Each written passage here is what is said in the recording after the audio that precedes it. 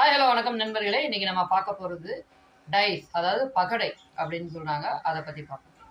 பகடை அப்படிங்கிறது வந்து ஒரு 6 முகங்கள் கொண்ட ஒரு விளையாட்டு பொருள் அப்படின்னு சொல்லலாம்.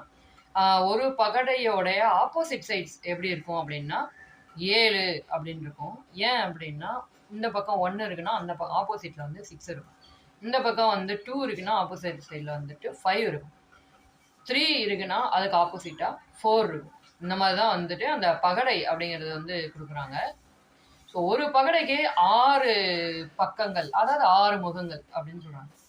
இதில் வந்துட்டு என்ன பண்ணுவாங்கன்னா சில சமயம் வந்து ஒரு பகடை உருட்டும் போது கூடுதல் 5 கிடைக்க என்ன ப்ராபபிலிட்டி இருக்கும் அந்த மாதிரி கேட்பாங்க.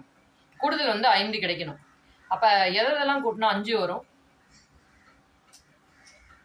ஒரு பகடைக்கு கூடுதல் 5 வரணும்னா ஜஸ்ட் 5.